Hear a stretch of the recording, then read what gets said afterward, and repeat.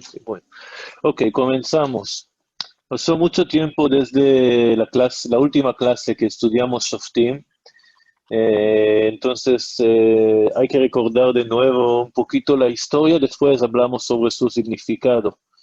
A lo mejor va a ser un poquito más corto, no estoy seguro, porque ya vimos de hecho la historia. Bueno, estamos en el capítulo 3, en la segunda historia de este capítulo. Este capítulo contiene tres historias, una que es mediano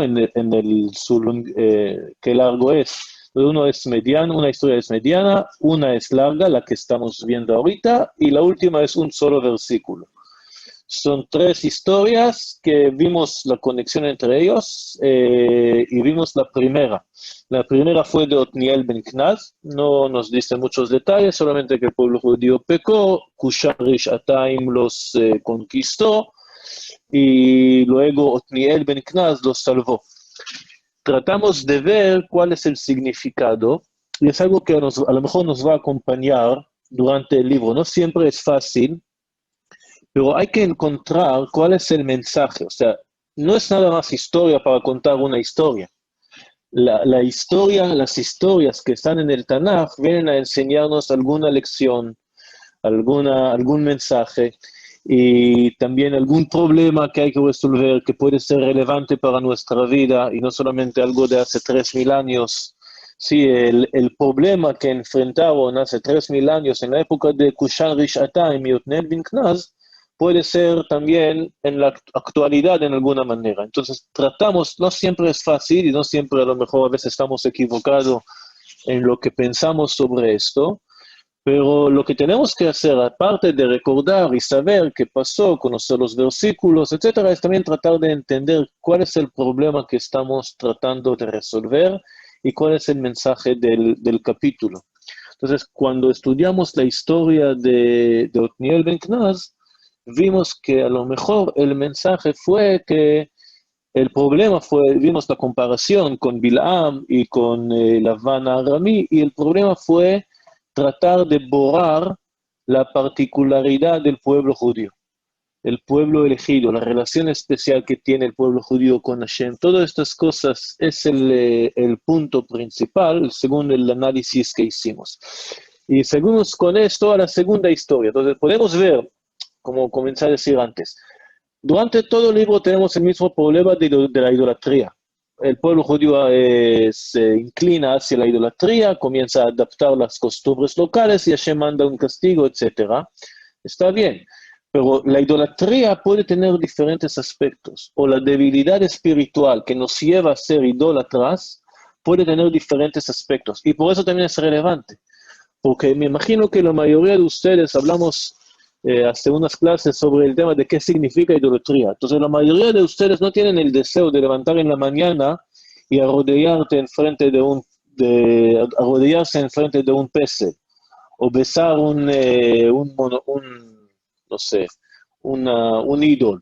No es un yetzirah que tenemos nosotros, un malos instintos, pero lo que lleva a este yetzirah o lo que lleva a la idolatría puede ser alguna debilidad espiritual que puede ser relevante para cada uno de nosotros. No necesariamente es algo que desapareció y que perdió su significado, su relevancia, ¿no? Puede ser algo que todavía es un problema espiritual que estamos enfrentando. Entonces, así también, este punto a lo mejor lo vamos a repetir durante las clases porque hay que entender por qué estamos estudiando esto. Solamente para saber la historia, que también es importante, o porque puede ser relevante para nosotros. Pero también cuando llegamos a estudiar la historia de Ehud Ben Gera, es la segunda historia del capítulo 3, también, aparte de saber qué pasó, que fue una historia muy interesante, también tenemos que saber qué significa o qué nos quiere enseñar, cuál es el mensaje de esta historia. Y entonces vamos a repetir ahorita la historia que ya vimos la vez pasada, solamente lo vamos a leer con algunos comentarios. Una vez más, los israelitas hicieron lo que ofende. Y como dije ya, a veces cambio las traducciones, que tengo un website con muchos tipos de traducciones. Todas estas traducciones son cristianos, entonces hay que tener cuidado y a veces cambio cosas. Bueno, hay que tomarlo siempre con cuidado porque no necesariamente es el más exacto y a veces tienen sus mensajes ocultos dentro de su traducción, pero para mí es el más cómodo de usar, entonces no pegamos a las palabras escritas en español, nada más lo utilizamos para saber un poquito o entender mejor los versículos, pero cuando hay cosas que hay que tener cuidado o cuando hay cosas que no son exactos, trato de comentar acerca de esto. Esta traducción me parece un poquito más moderna de la que utilizamos la vez pasada. Dice, una vez más, los israelitas hicieron lo que ofende al Señor, y por causa del mal que hicieron, el Señor le dio poder sobre ellos a Eglón, rey de Moab. Comienzo también a meter un poquito de preguntas o comentarios. ¿Qué significa la palabra Eglón? ¿Qué palabra en hebreo nos recuerda o nos es parecido? Eglón. Egel. ¿Alguna idea? Egel, muy bien. ¿Qué es Egel? ¿Qué es Egel? Ídolo. Estatua. No, Egel no es ídolo. Egel es becerro. Becerro. No, es becerro. Sí. Egel es becerro. Becerro. Es el hijo del toro y la vaca. Eso es Egel. Egel Azahab es el becerro de oro. O sea, hicieron de un becerro, hicieron un ídolo de un becerro. Entonces, eso es Eglón es como un becerro pequeño. O sea, el becerro por sí es pequeño, pero becerro. Bueno, entonces Eglón fue y atacó a Israel y se apoderó de la ciudad de las palmeras. La ciudad de las palmeras ya dijimos que es Jericó. ¿Por qué no está escrito Jericó? Ya conocemos esta palabra o esta ciudad. Es un comentario no tan fuerte, o sea, no es una pregunta muy fuerte, porque el Tanaj muchas veces utiliza la palabra ciudad de las palmeras acerca de Jericó, pero hay que notar las palabras que utiliza, ¿no? Hay que dar cuenta de las palabras que utiliza el Tanaj. Entonces dice, la ciudad de las palmeras. Los israelitas estuvieron sometidos a Eglón, rey de Moab, durante 18 años. En el caso anterior fue 8 años. En el caso de Kushan Rishatayim, 8 años. En este caso, 18 años. Los israelitas volvieron a calmar al Señor, como sabemos, pecado, castigo y teshuva. Y estamos en el tercer paso del ciclo. Calmaron al Señor, y el Señor les levantó un libertador, la salvación, el cuarto paso. Ehud, hijo de Gira, de la tribu de Benjamín, quien era zurdo. Porque este detalle es importante, lo vimos y vamos a repetir. Por medio de él, los israelitas enviaron tributo a Eglón. Este tributo representa que eran bajo de su dominio, es como podemos decir un impuesto, o otra manera de entender es como decimos en México, hacer la barba, o sea que esté bien con nosotros, le damos algo, por aquí, por allá, algún regalito. Dijimos que Josefos Flavios dijo que Ehud Ben Gera trató de ser cerca, ¿cómo se dice? Ser social, socializarse con el rey para acercarse a él, para que tenga confianza en él, etc. Bueno, entonces enviaron un tributo a Eglón, rey de Moab. Ehud se había hecho un puñal de doble filo, eso es lo que vemos aquí, como dijimos, el doble filo, aquí, el doble filo quiere decir, esto fue la espada normal que utilizaron en la guerra, que tiene una boca, un filo, ¿ok? Pueden ver, eso fue lo que utilizaron en esta época, y en este caso es más corto y está agudo en los dos lados. La manera de utilizar esta espada es un golpe. La manera de utilizar este puñal es como picar, ¿no? Es directo. Además que está más corto y además que está, como vimos en el siguiente versículo, Ehud se había hecho un puñal de doble filo como de 30 centímetros de largo, o sea, muy pequeño, el cual sujetó a su muslo derecho por debajo de la ropa. Por ser zurdo, lo pudo utilizar de la mano, ponerlo en la mano no normal. O sea, normalmente la gente es derechista, o sea, utiliza la mano derecha. Y entonces pone la espalda en la espada, ¿no? ¿La espalda se dice o la espada? Bueno, pone la espalda en la mano izquierda para poder sacarla en un movimiento natural. Si está en este lado no es cómodo, ¿no? Entonces si está en el lado de la mano. Pero pone el otro mano para sacarlo. Entonces cuando Ud entra al palacio, ¿en dónde van a buscar la espalda o algún arma que tiene? Lo van a buscar en la mano izquierda. Pero él lo puso en la mano derecha, además de ser pequeño, corto, entonces era más fácil de entrar. Entonces, le presentó el tributo a Eglón, rey de Moab, que era muy gordo. ¿Por qué ese detalle es importante? Más tarde vamos a ver que la espalda, que este muslo va a entrar totalmente dentro de su cuerpo, y eso va a ganar, vamos a explicar más tarde cómo va a ganar tiempo para Eud. Cuando terminó de presentárselo, se fue a despedir a los hombres que habían transportado el tributo, pero luego se regresó desde las canteras que estaban cerca de Gilgal.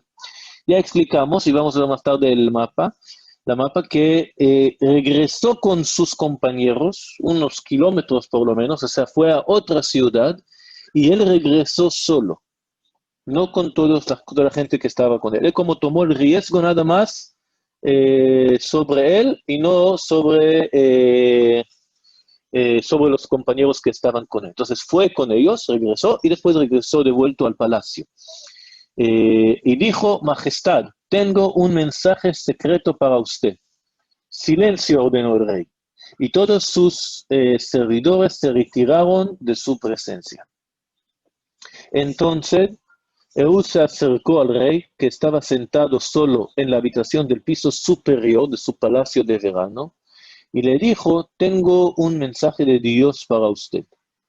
Cuando el rey se levantó de su trono, Ehud extendió la mano izquierda, sacó el puñal que llevaba en el muslo derecho, y se lo clavó al rey en el vientre. La empuñadora se hundió tras la hoja, a tal punto que le salió por la espalda, espalda y espalda. Además, Ehud no le sacó el puñal, ya que quedó totalmente cubierto por la gordura. Luego de cerrar y atrancar las puertas de la habitación del piso superior, Ehud salió por la ventana. Estas palabras, salió por la ventana, es un invento del traductor. No está escrito en el Tanaj que salió por la ventana. Está escrito que salió. No está claro de por dónde, no está claro si lo vieron saliendo o no lo vieron saliendo. Más lógico decir que no puedes salir de un palacio sin que te vean. No, eso no es tan lógico. Por supuesto, este dibujo es muy bonito. Pueden ver cómo en la mano izquierda está hablando con él y está sacando el puñal aquí en la mano izquierda, pero está mal otra vez. Él utilizó la mano derecha, la mano izquierda, para salirlo del lado derecho. O sea, debe estar en este lado. Y otra cosa que no dibujaron bien, no sé qué es este reloj, pero otra cosa que no hicieron bien es que está escrito que el rey levantó. El rey levantó, dijimos que Jajamim dicen que eso fue para respetar la palabra de Dios. Y por este respeto que el rey dio, tenía su recompensa, que de él va a salir Ruta Moabía. ¿No? Ruta Moabía salió del Eglón Melech Moab, por este mérito de levantar para respetar el mensaje de Dios. También nos hace sentir un poquito incómodos con el truco, la trampa de Ehud, que utiliza el nombre de Hashem para engañar. ¿No? Nos hace sentir un poquito incómodos, pero bueno, yo justifico, por supuesto, para salvar al pueblo judío justifica todo, pero sí nos hace sentir un poquito incómodos. Entonces, aquí hay que tomar en cuenta algunos detalles. Para explicar un poquito mejor, lo que estoy diciendo es una explicación, pero que muchos comentaristas explican en esta manera. ¿Cuál todo esto? Muchos detalles aquí, cómo murió exactamente, etc. O sea, se puede decir, el Tanaj se puede decir, lo mató ya, porque hay que decir que metió y que el puñal entró totalmente dentro y que se cayó y que estaban esperando, no sé, todas estas cosas Sé que a lo mejor voy a leer hasta el final de esta hoja para complementar esta idea. Entonces, cuando ya Ehud se había ido, llegaron los sirvientes del rey, y al ver atrancadas las puertas de la habitación del piso superior, dijeron, tal vez está haciendo sus necesidades en el cuarto interior de la casa, y tanto esperaron que se sintieron concentrados al ver que el rey no abría las puertas de la habitación, las abrieron con una llave. Ahí encontraron a su señor tendido en el piso ya muerto. Bueno, entonces vamos a tratar de explicar un poquito mejor todo esto lo que lo pasó. Aparentemente, como dice Josefos Flavios, fue después un proceso de ganar la confianza del rey. O sea, no en un día, pueden imaginar que un rey no va a quedarse solo con alguien pertenece a un pueblo enemigo que quiere hablar con él solo. Es algo que no es lógico, nadie lo va a hacer. Además que vamos a decir que la vigilancia, la policía en la entrada fue muy, muy mal. O sea, están checando la mano derecha de la persona. La mano derecha de la persona no puede poner la mano izquierda, o sea, la mano izquierda, no puede poner la mano derecha. Es el primer hombre en el mundo que es zurdo. ¿Qué nivel de vigilancia es? Tienen que renunciar todos por por este fracaso de guardar el rey. ¿Cómo pudo entrar Ehud? Entrar, salir con una espada, matar, y nadie sabe nada. Todo esto, vamos a también decir más tarde, tomó un gran chance, un gran riesgo. Entonces, más lógico decir, y eso es lo que pienso que es necesariamente entender como Josefos Flavius, que fue después de un proceso largo. Estamos hablando sobre 18 años de dominio de Moab contra Israel. 18 años es mucho tiempo. A lo mejor después 4, 5, 6 años, Ehud ya tiene esta conexión con el rey y puede ser durante 10 años que es su amigo. Para tener esta confianza, para poder que la vigilancia ya no sea tanto, o sea, al pendiente. Ehud, ven, pasa, no pasa nada. Te checamos, pero así, leve. No, ya sabemos que eres amigo y siempre nos trae regalitos, etcétera. Entonces, es una relación larga. Aún todo esto es un riesgo grande. Imagínense, alguien mata al rey. Ustedes piensan que una espada mata en un golpe. Eso solamente en las películas. En la realidad está muy difícil matar a una persona con la espalda. Además, entró en el estómago. O sea, en el estómago no mata a la gente. El rey no pudo gritar. Yo pienso, no estoy seguro, pero pienso que después de picar, eso no está escrito en ningún lado, es mi opinión. Después de picar el rey, tenía que por lo menos cerrar su boca por 10 minutos hasta que muera. Pero él no quiso dañar el cuerpo. ¿Por qué? Para lo que vamos a decir ahorita. ¿Y por qué es importante que el Tanaj nos dice que entró totalmente el puñal y que se cayó en el piso y que lo vieron muerto? Fíjense que no está escrito que lo vieron matado o asesinado. Está escrito que lo vieron muerto. Entonces, toda la idea aquí es que Ehud quiere ganar tiempo. Lo que necesita es tiempo. Él tiene que poder salir, él tiene que poder llegar a la tierra de Israel. Son unas horas de viaje, de correr, unas horas, sino unos días. Llamar al ejército, no está escrito o no está claro si el ejército ya estaba preparado para esto o que él lo planificó solo. Y hasta que el ejército de Moab se organiza y hasta que se recuperan, ya van a salir a un ataque. Todo esto tiene que hacer, o sea, necesita mucho tiempo. ¿Cómo va a ganar este tiempo? Entonces, cada detalle aquí es importante. Él entró solito con el rey. Solito quiere decir van a hablar. No está claro cuánto tiempo van a hablar, pero necesita que después que salga, no entran inmediatamente. Y entonces, cuando metió la espada, lo que pasa es que sale todo el contenido del estómago. Ya saben que el olor no es de flores. O sea, estamos hablando sobre un olor de baño, un olor, por eso, ¿qué pensaba la gente? Que estaba haciendo sus necesidades. ¿Cómo los llegó este esta idea genial, aparentemente por el olor. Entonces, lo dejaron allá, a lo mejor después va a dormir, no vieron una necesidad de entrar rápidamente, y allá pasaron unas horas. Entonces, en estas horas, por lo menos Ehud ya puede llegar a la frontera o pasar la frontera.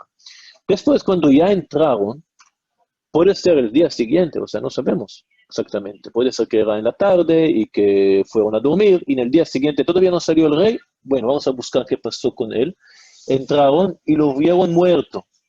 Pero algo importante, no vieron cómo murió. Un comentario más de antes. Cuando matas a una persona, normalmente está lleno de sangre. ¿No? Si lo vas a hacer como shechitá, entonces toda la sangre sale. Pero en este caso, como entró la espada totalmente dentro del estómago, y entonces no se ensució. Se cerró, está escrito que entró y se cerró. Era pequeño, se entró y se cerró. Como dije, aparentemente tenía por lo menos que cerrar su boca por un tiempo. Entonces, a lo mejor el contenido del estómago salió, pero no había mucha sangre. El ud por lo menos salió limpio. Y entonces ellos entran, ven el rey con la cara encima del piso, muerto, ya muerto. Pero no saben de qué es, a lo mejor es algo natural. Es un rey muy gordo, como vimos, a lo mejor tiene un ataque cardíaco, o tenía algún problema, entonces puede ser algo natural. ¿Qué pasa cuando un rey muere? Hay un proceso largo, llaman a los sacerdotes, a los que lloran por él, comienzan un entierro royal, invitan gente, o sea, los llevó un tiempo de entender que no murió, sino que fue asesinado. Hasta que a lo mejor que lo limpiaron, que lo cambiaron las ropas para ropa del entierro, entonces dieron cuenta que aquí hay un huequito, ¿no? Y después vieron a lo mejor la espada, pero los llevó tiempo a entender qué pasó realmente, que fue asesinado y que no fue. Todo este tiempo es ganancia de Ehud. Ehud puede llegar a su lugar y llamar a toda la gente, como vemos en el siguiente versículo. Mientras esperaban, Ehud se escapó, pasó junto a las enteras y huyó a Seir. Cuando llegó ahí, tocó la trompeta en la región montañosa de Efraín, y los israelitas descendieron de la montaña con él a la cabeza. Síganme, les ordenó, porque el Señor ha entregado en manos de ustedes a sus enemigos, los moabitas. Bajaron con él y tomando posesión de los vados del Jordán que conducían a Moab, no dejaron a pasar a nadie. En aquella ocasión derrotaron a unos 10,000 moabitas, todos robustos y aguerridos. Ahora ya nos llama la atención. Ya vimos que el rey fue gordo. La palabra aquí en hebreo, vamos a ver más tarde, es shamen, kol ish shamen ve kol ish chayil. ¿Qué es shamen? Gordo. Porque es importante mencionar que los hombres de Moab eran gordos. Entonces, todos robustos y aguerridos, no escapó ni un solo hombre. Aquel día Moab quedó sometido a Israel y el país tuvo paz durante 80 años. ¿No? La vez pasada fue 40 años, esta vez 80 años. Aquí en el mapa podemos entender un poquito mejor lo que pasó. Eso es Jericó. Aquí vive Moab, aquí es la tribu de Reuven, la tribu de Gad, aquí es la tribu de Benjamín y la tribu de Efraín. Eso es más o menos el mapa, la mapa. Hay algunas opiniones que toda la historia ocurrió en Jericó. No es muy lógico, más lógico decir que el rey estaba en su palacio, atrás del río de Arnón, que es la frontera con Israel. Y que Moab, al inicio, cuando conquistó la zona, comenzó a molestar a las tribus de Reuven y Gad, y después también pasó el Jardín y entró a Jericó. Y aquí es Jericó, Irat Marim, en donde estaban los soldados de Moab, no el rey, sino los soldados. Entonces, Ehud viene aquí, mata al rey y tiene que escapar todo esto. Cuando él escapó, pudo pasar el Jardín y entrar a la tierra de Israel, llamó a la gente de Ar Efraim, aquí, esa es la montaña de Efraim. Ellos bajaron a Irat Marim, pero no bajaron a Irat Marim, sino al al paso en donde pueden pasar. Entonces cerraron aquí y todos los 10.000 soldados de Moab que estaban en Jericó estaban captados y no pueden regresar a su tierra.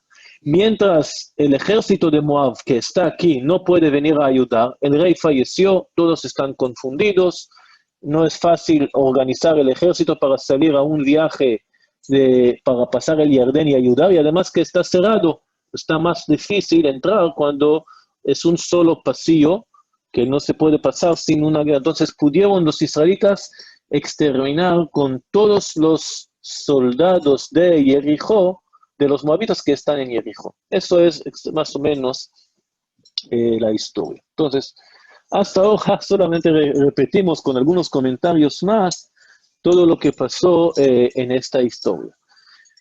Bueno, entonces, vamos a seguir ahorita de tratar de entender o poner atención a unos puntos más en esta historia que nos puede hacer entender o ayudar a entender un poquito más profundo cuál es la historia o cuál es el mensaje. Porque la historia por sí es una historia bonita. O sea, los detalles pienso que son interesantes. Es una historia que puede contar a un grupo de niños y todos van a mirarte así hasta el final para saber qué pasó, ¿no?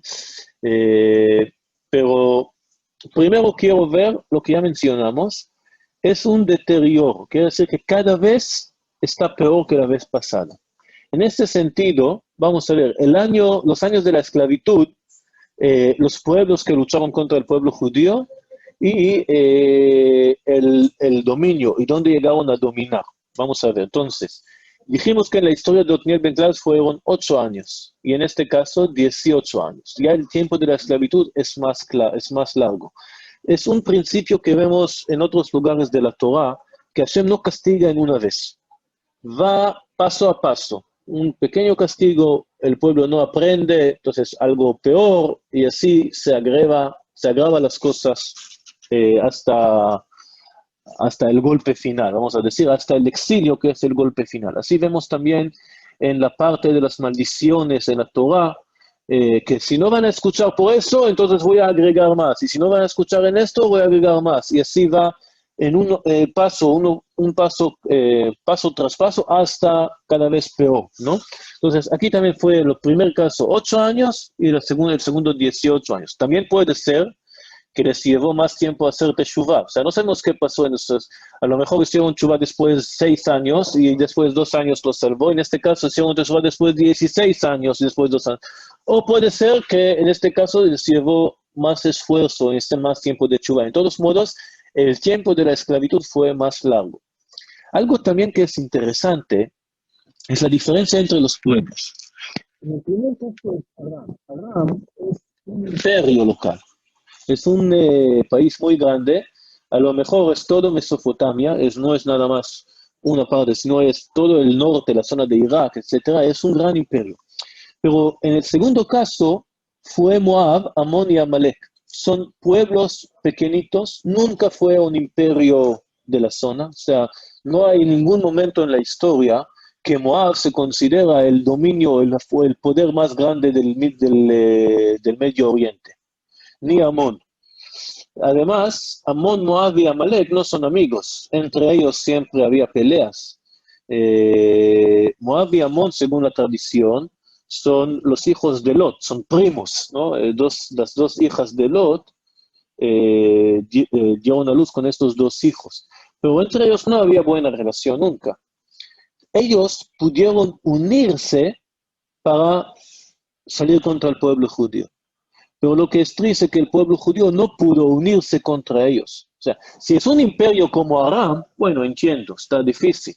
Pero en este caso, si el pueblo judío se hubiera unido contra Moab, lo hubiera ganado. Pero aquí Moab al inicio molesta a Gad, después a Reubén, después a Benjamín, después a Efraín, pero la tribu de Judá que está en el sur, la tribu de Isahar que está en el norte, o la tribu de Ashur que está al lado del mar, a ellos no les importa. No vemos que todo el pueblo judío se juntó con Ehud para ayudarle. ¿Quién bajó? Nada más Efraín. ¿Por qué Efraín? Porque está cerca de ellos.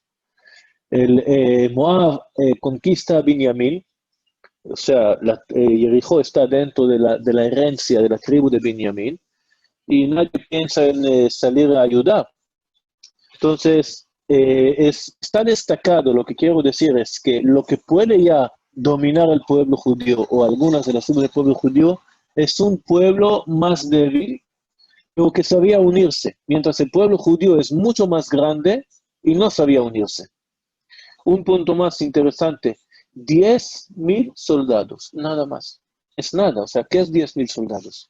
Estamos hablando sobre un pueblo de cientos de miles de soldados. O sea, el censo del desierto, unas generaciones antes, pero el censo del desierto está hablando sobre 600 miles de hombres en la edad de ser soldados, o sea, entre 20 y 50, o bueno, más arriba que 20. 600.000, es muchísimo. 10.000 hombres nada más, soldados moabitas, pueden controlar toda esta zona sin que haya alguna respuesta. ¿Dónde están todos? ¿Cómo dejaron ser gobernados por 10.000 hombres? Lo que vemos aquí, que la debilidad sale de la falta de unión, de la división, de la separación que hay dentro del pueblo judío. Eso es lo que causó que estas naciones pudieron controlar al pueblo judío. Además, es un punto a lo mejor un poquito especulativo, pero yo pienso que es correcto. Cuando hablamos sobre el dominio de Aram, de Kushan Rishatayim, no está escrito que conquistó parte de la tierra de Israel. O sea, lo que era es que él dominó toda la zona y tenían que pagar impuestos. Pero en este caso de Moab ya hay una ciudad dentro de la tierra de Israel, o sea, del otro lado, del lado occidental del Jordán, que está bajo, que pudieron controlar. Entonces, lo que vemos es que ellos sabían, el castigo o la esclavitud es más significativa. ¿Sí? Es más significativo porque ya está dentro de la tierra de Israel. Aquí también hay algo simbólico. Jericó fue la primera ciudad que el pueblo judío conquistó cuando entró a la tierra de Israel. Hashem nos dice, el mismo proceso de regresar a la tierra de Israel que ustedes regresaron de Egipto, puedo volver atrás.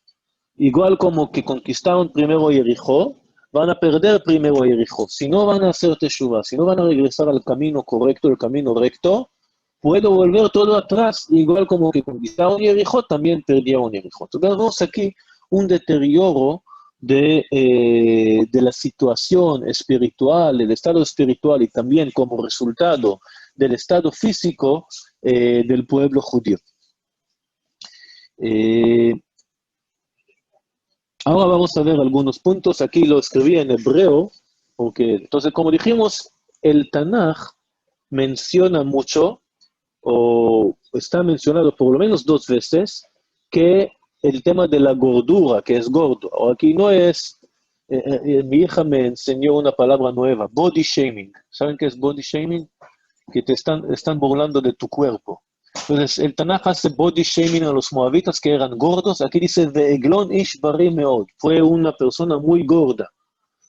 ¿Qué significa? ¿Por qué es importante tanto? O sea, si solamente fuera para decirnos la historia de la espada que entró totalmente, está bien. Pero aquí también, al final, dice que los 10.000 soldados, Kol Shamel ve Kol Ishchai. Fue una persona, cada persona, todos nosotros fueron gordos y guerreros. Ahora, puede ser que la palabra gordo es, y aquí la palabra bari es sano, a lo mejor representa alguien fuerte. Gordo quiere decir fuerte, pero también puede ser otra cosa. Shamen significa, en el Tanaj, muchas veces shamen es como algo rico, alguien que tiene mucho dinero, que tiene mucha fuerza o mucho poder. Eso es, entonces quiere decir, no lo dicen como algo negativo, gordo, es como algo positivo. Por ejemplo, sobre la tierra de Israel dice, Im Shmenai, si está gorda. ¿Qué quiere decir que la tierra es gorda? Que hay mucha cosecha, que hay mucha abundancia, mucha riqueza. ¿Sí? Entonces, aparte, como dijimos, está mencionado Irat Marim, la ciudad de las palmeras. No dice Jericó, dice Irat Marim. Y como dijimos anteriormente, el Eglón, el nombre del rey es Eglón el becerro. Entonces, todas estas cosas, voy a dar una pista a ver si alguien... y algo más, Está escrito al final, Batishkot Haaretz 80 Shana, que la tierra se tranquilizó para 80 años. La palabra Shmonim también nos recuerda la palabra Shamen. Shamen Shmonim. Pueden ver que es lo mismo. Bueno, una pista más. ¿Qué quiere decir con todo esto? Vamos a ver. ¿Saben qué es esto? Está Debe escrito en ser algo hebreo de, Silán. ¿Sí? ajá, de tamarín, ¿no? No, ¿De es dátiles? Sí, de Silán. dátiles. de dátil, sí. Sí, el Silán es el miel de los dátiles. Y aquí, como pueden ver, es una vaca. ¿Qué quiero decir qué quiero decir yo con estos dibujos, fotos, imágenes? ¿Qué piensan? ¿Qué nos recuerda? ¿Alguna idea? Pues que las vacas podían comer, estaban comiendo muy bien, ¿no? De ¿Ya? la cosecha, ¿no? A ver, este Gorda. versículo, ¿conocen? Es la, Eso la es lo Halab tierra, Udvash? la tierra que era Eso de- miel y leche. Pues sí, Sí, muy la bien. ¿Qué tierra tiene que ver con daba Miel esto? y sabor leche. vash. Es Que la el Bueno, tierra vash de es de entonces, las miel. dátiles y el jalab es de sí, las es vacas, importante que entender estaban algo. gordas. Es importante entender algo.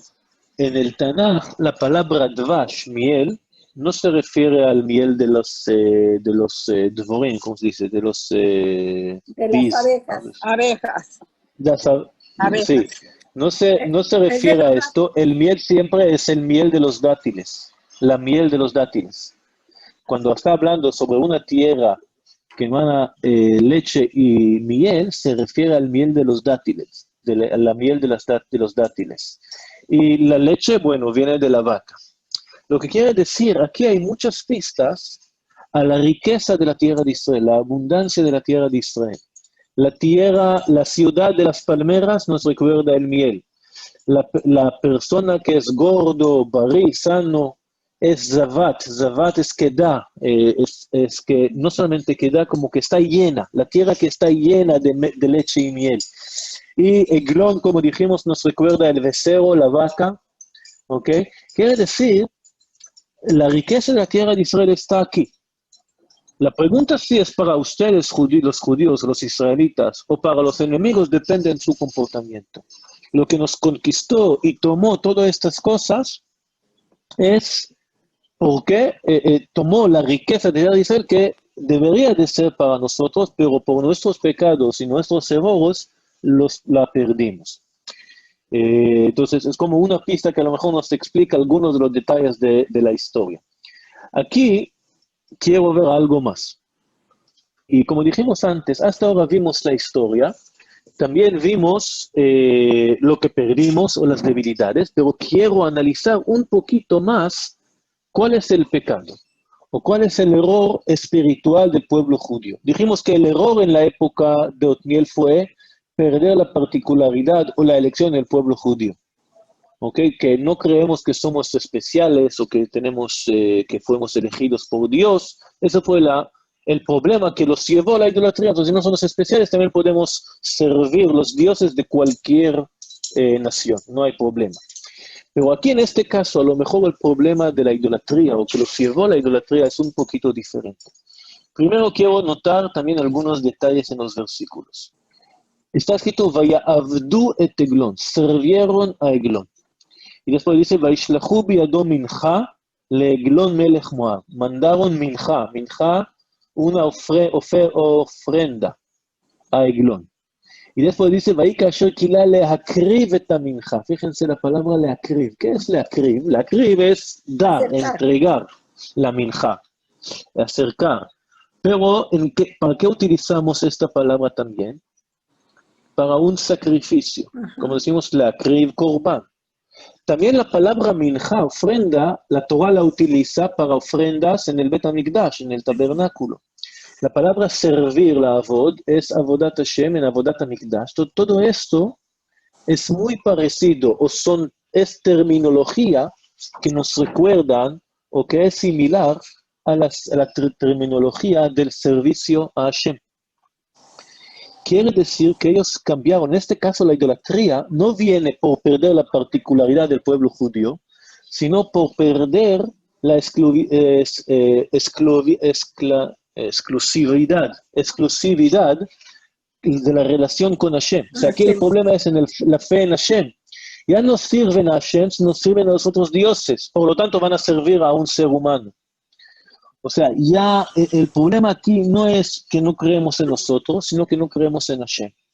Y todo esto, esta terminología, nos ayuda, esa terminología del trabajo de los sacrificios, sacrificar una ofrenda. ¿A quién tenemos que sacrificar una ofrenda? A Hashem. Y en lugar de hacerlo con Hashem, lo hacemos con los otros dioses. Entonces vamos a hacer una ofrenda al rey de Eglón. Por el contrario, la reacción del rey, como dijimos antes, es levantar de su trono. Vayomer Ehud, Dvar Elokim bieleja. Dijo Ehud, tengo la palabra de Dios para ti, para usted, el rey. Vayako me'al hakise. El rey de Moab se levanta de su trono. El trono, ¿qué representa el trono? Primero, vamos a ver. Eso nos recuerda, Vayako me'al hakise, otro versículo que está escrito Vayako me'al hakise. Dice, Vayiga davar el melech ve, Vayako me'al hakise. ¿Recuerdan dónde está este versículo? Lo vimos hace unas semanas. Sí, de Yoná, ¿o no? ¿De Yonah? Sí, claro. Yoná. Cuando Yonah llega a Ninve y les dice, fíjense que Hashem los va a castigar en 40 yom Ninve Nepaj, en 40 días voy a destruir la ciudad de Ninve. Entonces, ¿qué hace el rey? El rey se levanta de su trono. O sea, puede ver que son las mismas palabras. Vayako me'al hakise, Vayako me'al hakise. ¿Qué representa el trono? El dominio, el poder, ¿no? De ser un rey. El reinado, ¿no? Eso lo donde vemos en Megilat Esther. Vayomim ha'em keshevet hamelech Achashverosh al kisei malchuto asher b'Shushan habira. Cuando sentó a Melech Achashverosh sobre el trono de su reinado en el capital. Entonces, el trono de su reinado. También en el Tanaj hay una descripción muy larga del trono del rey Shlomo. Que según la Kabbalah representa muchas cosas. Se representa el trono de Akadosh Baruj Hu. También dice Maimónides, el Moreh Nevuchim, el Guía de los Perplejos, que el trono representa el reinado. Entonces, lo que quiere decir aquí, el rey dice, yo soy el rey, pero hay un rey encima de mí. No todos los reyes están en el mismo nivel. Nosotros decimos Melech Malchei HaMelachim, el rey de los reyes, ¿no? Entonces, eso es lo que reconoce Eglón, eso es su grandeza, que aún con todo su poder y todos sus éxitos, y que conquistó la tierra de Israel, cuando hablamos sobre Dios, lo respeta. Y el pueblo judío no lo hace. Entonces, vemos aquí que eso fue la debilidad, es perder el entendimiento o el concepto, la noción de la superioridad de Dios. Otro, puede decir, hay tipo de idolatría en donde yo reconozco que existe un Dios, pero digo, bueno, bajo del Dios grande hay dioses más pequeños, podemos decir poderes de la naturaleza, que yo no tengo que acudirme directamente con el Dios superior, puedo también acudirme con los demás dioses, ¿no? Los que están bajo de él. Eso es un tipo de idolatría, claramente está mal, pero no está mal como decir no existe un solo Dios, existe varios dioses, o existe varios poderes, que ninguno de sus poderes es superior a los demás. El acto del rey por eso es tan grande. Aún el pueblo judío perdió el entendimiento de qué significa la superioridad de nuestro Dios, de Hashem, que es encima de todos los poderes que están en la naturaleza, que existen en el mundo. Aún el pueblo judío lo perdió, pero el rey lo sabía reconocer. El rey de Moab, Eglón. Y también el rey de Ninvé también lo sabía reconocer. Y el pueblo judío lo perdió. Y entonces eso fue, podemos decir, la debilidad principal del pueblo judío en esta época. Y por eso, ¿qué es lo que tiene que hacer Ehud? Voy a regresar a esta hoja luego, quiero antes ver algo más. Sí, aquí. Cuando Ehud habla con el pueblo judío, en toda la historia no tenemos más que 2 o 3 frases que dice Ehud. Pero fíjense lo que dice, Redfu acharai, persiguen tras de mí, o sea, vengan conmigo, כי נתן השם אלוקיכם את מואב בידכם, que Hashem entregó a Moab en sus manos. Entonces, lo que vemos aquí, lo que tiene que reforzar Ehud, la teshuvá o la reparación espiritual que tenemos que hacer en esta generación es entender que Hashem Elokejem es lo que entrega a Moab en sus manos. ¿Sí? Renovar esta relación especial y exclusivo con Dios, con Akadosh Baruj Hu. Por eso es la teshuvá. Ahora, el punto más que es importante y que nos ayuda en este proceso es lo que dijimos anteriormente. Toda esta cosa que hace Ehud es nada normal. No, los riesgos que tomó son enormes. Bueno, a lo mejor antes tengo que decir algo más. Hay 3 niveles de milagros. Vamos a repetir. Cuando hablamos sobre milagro, ¿qué significa un milagro? El primer nivel, podemos dar un ejemplo de la salida de Egipto, en donde rompemos la naturaleza. Hay milagros sobrenaturales. O sea, que el agua se convierte en sangre es un milagro sobrenatural. Si el mar se divide en 2 y se camina en la Yabashá, en la tierra, entre los 2 lados de las paredes del agua, es sobrenatural. Son milagros en donde ves claramente la mano de Dios dentro del mundo. Es el nivel, podemos decir, del milagro más revuelto, más abierto, más claro, ¿no? Manifestado en la naturaleza, en la existencia. El segundo nivel es el tipo milagro de Purim. Perdón. ¿Qué es el milagro de Purim? ¿Qué fue el milagro allá? ¿Había algún acto sobrenatural? ¿No? Realmente la tefilá. No, todo fue natural. Rezaron, ¿y qué cambió? Que el rey cambió su opinión. Antes quiso matar a todos los judíos, se cambió su opinión. ¿Cambiar su opinión es algo sobrenatural? No. Pero los chances para que esto ocurra no eran grandes. O sea, cuando ocurre algo que tiene muy poco chance de pasar, es un milagro. Por ejemplo, voy a dar un ejemplo. Si Haz Shalom alguien tiene algún accidente en el coche y el coche voló en el aire, hizo 3 vueltas y se cayó al final y la persona salió sin nada, ¿qué decimos? Wow, es un milagro. Qué milagro. ¿Qué significa eso, milagro? ¿Algo sobrenatural? No es algo sobrenatural. Puede ocurrir. Podría morir, podría no morir, bueno, se salvó. Pero vamos a decir a Gomel, claro, vamos a decir a Gomel, ¿no? Además, en este caso también se puede decir una brajá, Shasal Inés Amakom Hazeh. Cuando una persona pasa en estos lugares, cuando le pasó algo así, puede decir Shasal Inés Amakom Hazeh, que me hizo un milagro en este lugar. Entonces, la definición del milagro aquí es más delicada. La definición es cosas que son muy no probables. Entonces, eso es el segundo nivel del milagro. El tercer nivel, yo escribí nacimiento de un bebé. ¿Nacimiento de un bebé es un milagro? Sí. ¿Qué quiere decir milagro? Estamos impresionando cuando lo vemos en frente de un fenómeno tan increíble. Decimos, wow, ¿cómo puede esto pasar? Una nueva persona, un alma que sale sano, pero nacimiento ocurre todo el tiempo. Y hoy en día, Baruch Hashem, con la medicina moderna, 95-97% de los partos pasan sin problema, naturalmente, sin ningún problema. ¿Por qué lo llamamos un milagro? Porque es un fenómeno en donde podemos ver la mano de Dios, aunque no hay nada sobrenatural o no hay nada de poco probable. Nosotros cambiamos la manera que vemos la realidad. No es la realidad que se cambia. Entonces podemos decir que la fe, el nivel más alto de fe, es ver el milagro en el tercer paso, el tercer nivel del milagro. Si uno ve la mano de Dios en el primer paso, eso no es algo grande. O sea, cada niño puede ver que si el agua se convierte en sangre, es un milagro. Si uno puede ver la mano de Dios en el segundo paso, bueno, es algo que necesita más, pero no es tan difícil. Si uno puede ver la mano de Dios en cada cosa que pasa, bueno o malo, eso es el nivel de fe más alto que hay. Bueno, entonces, regresando a nuestra historia, el milagro fue ¿en qué nivel? En el segundo nivel. No fue nada sobrenatural aquí. No pasó ningún milagro. ¿Qué pasó?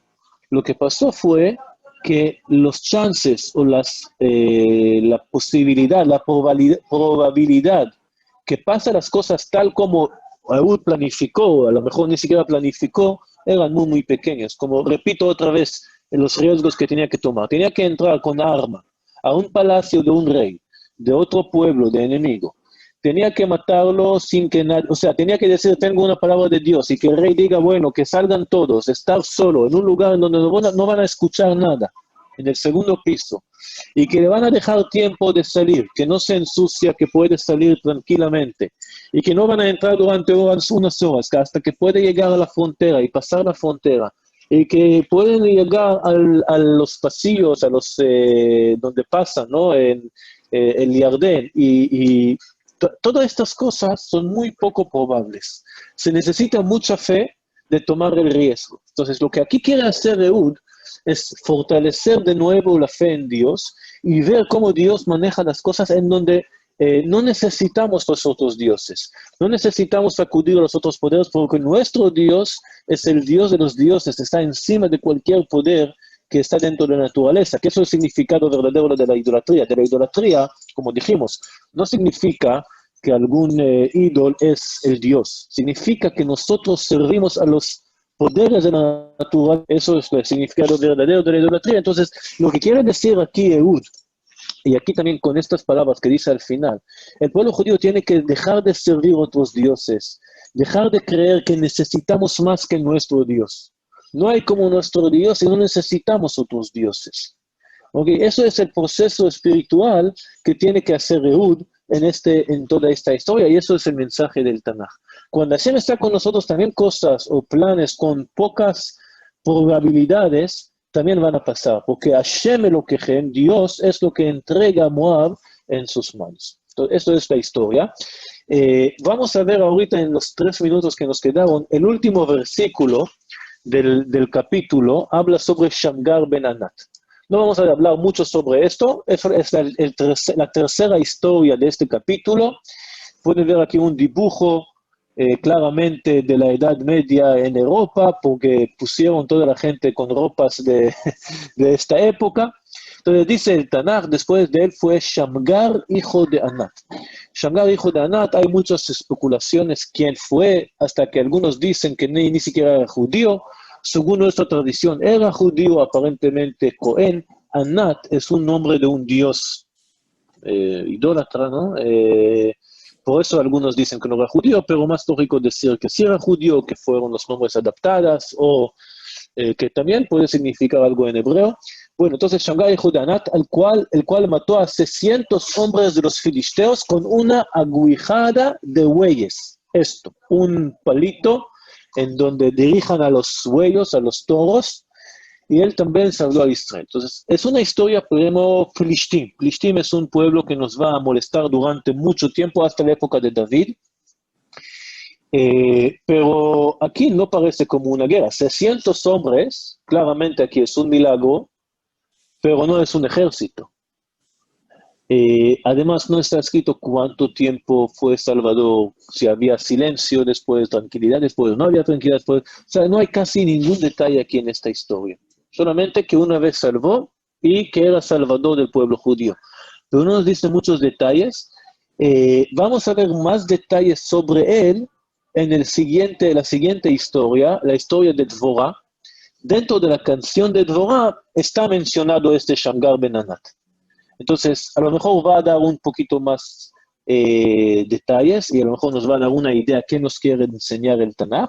Por ahora lo que vemos es que después de Ehud no había tranquilidad total, sino todavía había conflictos con los pueblos alrededor de nosotros. Y aquí el Tanaj nos cuenta sobre algo local, una batalla local entre un solo hombre que pudo vencer a 600 hombres con nada más un palito, una madera que estaba en su mano. Bueno, hasta